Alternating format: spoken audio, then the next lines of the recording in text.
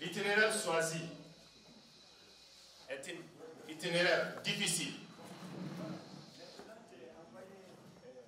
Celui qui peut faire face à une situation difficile peut résoudre des situations difficiles. Et oui, le porte-parole de la convergence n'a pas eu tort, car dès le lendemain à l'entame de l'étape de Farana, l'itinéraire a donné la preuve des difficultés qu'il présente. Les 185 km de route reliant Mamou à Farana étaient tout sauf une promenade de santé aux caravaniers. Un pneu éclaté, une jante cassée, mais la détermination de briser les obstacles pour porter le message du droit à la terre, à l'eau et aux semences paysannes était plus forte. Accueilli à l'entrée de la ville natale d'un des pionniers du panafricanisme, le professeur Sékou Touré, premier président de la Guinée, la caravane a fait son entrée à la maison de jeunes de Farana sous les ovations d'un public qui ne s'est pas lassé d'attendre plus de 7 heures d'horloge. Les mots du maire et du président du conseil régional de la société civile de Farana sont tout aussi réconfortants et ragaillardis à plus d'un titre. Parce qu'à travers les affiches que nous lisons, nous comprenons que vous êtes des artisans du développement. Parce que la terre et l'eau sont des ressources capitales pour promouvoir et entretenir la vie des populations et le développement des communautés.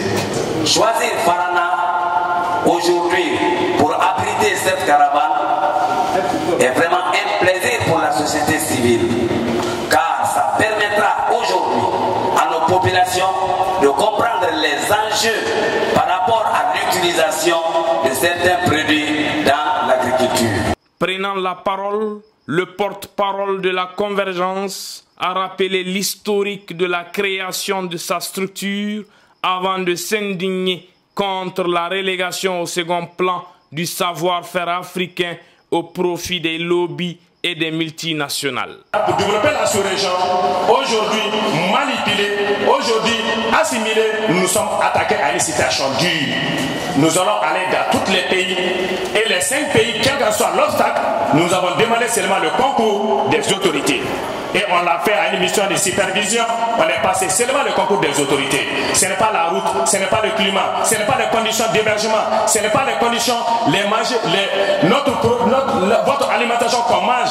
Non, c'est les humains qui les mangent, ils sont vivants, nous allons les manger avec eux.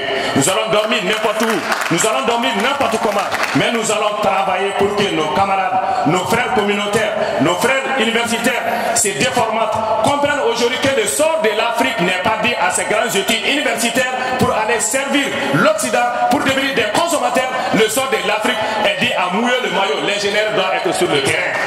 Dans une éloquence à tout point de vue et une pertinence avérée, le gouverneur de Farana a donné la preuve de sa claire maîtrise des objectifs de la caravane en recevant les kits et le livret vert de la convergence. Lansana Condé a promis une attention toute particulière à l'égard de ces artisans du développement.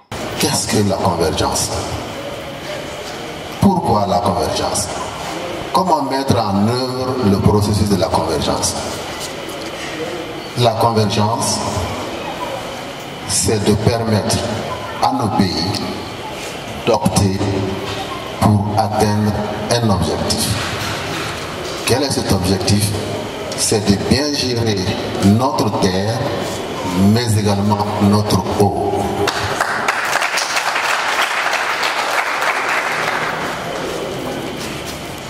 pourquoi la convergence? C'est de tourner dos au nationalisme pour faire face à la communauté d'unité. Pourquoi la convergence? C'est pour que les textes de loi et les textes législatifs de nos pays aient la même essence. C'est ça la convergence. Pourquoi la convergence?